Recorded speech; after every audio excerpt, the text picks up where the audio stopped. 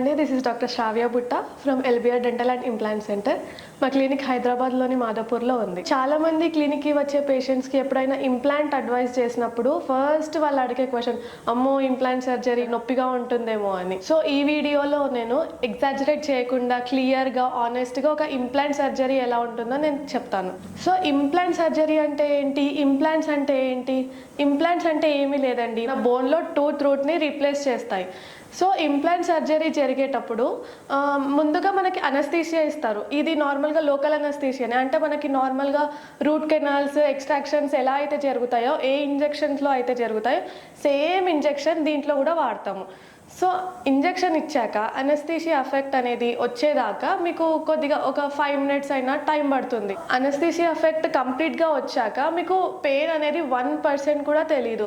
Just ఆ pressure ఏదైతే ఉంటుందో, డ్రిల్ చేసేటప్పుడు వైబ్రేషన్ ఏదైతే ఉంటుందో అది మాత్రమే తెలుస్తుంది. మరి ఇంజెక్షన్ అయినా నొప్పిగా ఉంటుంది కదా అని అంటే మాత్రం ఇంజెక్షన్ కూడా ఏం లేదండి, 2 to 3 seconds మాత్రమే పెయిన్ ఉంటుంది. అది కూడా జస్ట్ ఒక ప్రిక్, చీమ కుట్టినట్టుగా ఉంటుంది అంతే.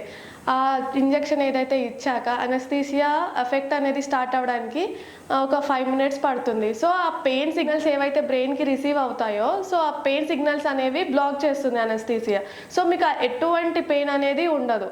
కంప్లీట్గా పెయిన్లెస్ సర్జరీ అండి ఇంప్లాంట్ సర్జరీ అంటే. డ్రిల్లింగ్ అప్పుడు వైబ్రేషన్, ఇంకొకటి ఇంప్లాంట్ ప్లేస్ చేసేటప్పుడు ఆ ప్రెషర్, ఫోర్స్ మాత్రమే మీకు తెలుస్తుంది.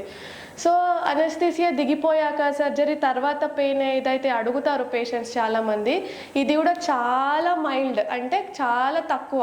అది కూడా యాంటీబయాటిక్స్, పెయిన్ కిల్లర్స్ ప్రిస్క్రైబ్ చేస్తాము, మీరు మెడికేషన్లోనే ఉంటారు కాబట్టి ఆ పెయిన్ కూడా చాలా అసలు తెలియదు. చాలామంది పేషెంట్స్ అంటుంటారు సర్జరీ తర్వాత వాళ్ళే వచ్చి, ఎంతో నొప్పి ఉంటుంది అనుకున్నాం డాక్టర్, కానీ చాలా ఈజీగా అయిపోయింది, చాలా నొప్పి లేకుండా అయిపోయింది అని.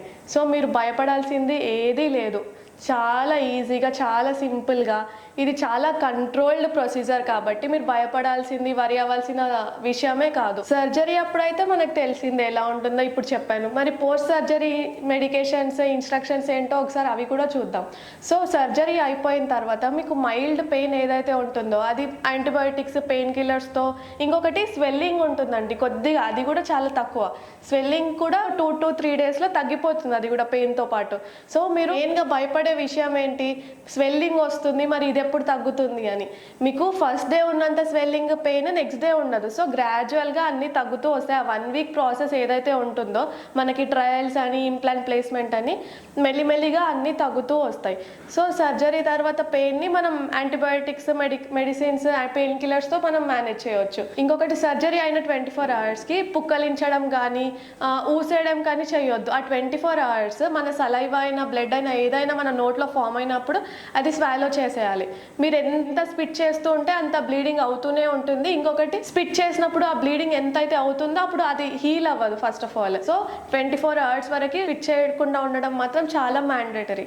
ఇంకొకటి, 2 to 3 days వరకు బాగా గట్టిగా పుక్కలించడం లాంటివి చేయొద్దు. సర్జరీ అయిన వెంటనే వేడిగా కానీ, కారంగా కానీ తీసుకోవద్దు. ఇవన్నీ precaution, post surgical precautions, instructions అని అంటాం. ఇవన్నీ జాగ్రత్తలు తీసుకొని ఇంప్లాంట్ సర్జరీ, పోస్ట్ సర్జరీ అనేది జరుగుతుంది. సో మీరు భయపడాల్సిన విషయమే కాదండి ఇంప్లాంట్ సర్జరీ అంటే. ఒక సింపుల్ ఎక్స్ట్రాక్షన్ ఎంతైతే ఈజీగా అయిపోతుందో ఇంప్లాంట్ సర్జరీ కూడా మేబీ టైం ఎక్కువ పట్టొచ్చు, బట్ సర్జరీ మాత్రం పెయిన్లెస్గానే ఉంటుంది. ఇంకొకటి, చాలామంది పేషెంట్స్ డౌట్, ఈ 7 days ఏదైతే పోస్ట్ సర్జరీ డేస్ ఉంటాయో ఎలాంటి ఫుడ్ తీసుకోవాలి, ఎలాంటి డైట్ మెయింటైన్ చేయాలి అని.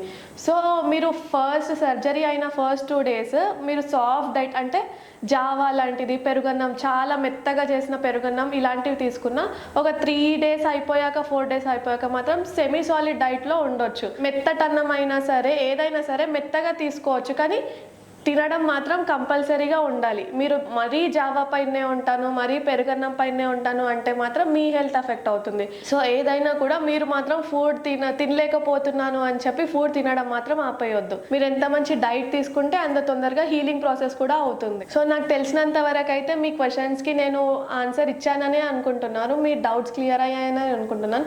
మీకు ఇంకా క్వశ్చన్స్ ఉన్నాయి, ఇంకా డౌట్స్ ఉన్నాయి అంటే కామెంట్ చేయండి. Will get back to you as earliest as possible. ఈ వీడియో కనుక మీకు నచ్చినట్టయితే ప్లీజ్ లైక్, షేర్ అండ్ ఇంకా సబ్స్క్రైబ్ చేసుకోకపోతే మాత్రం సబ్స్క్రైబ్ చేయండి. Thank you.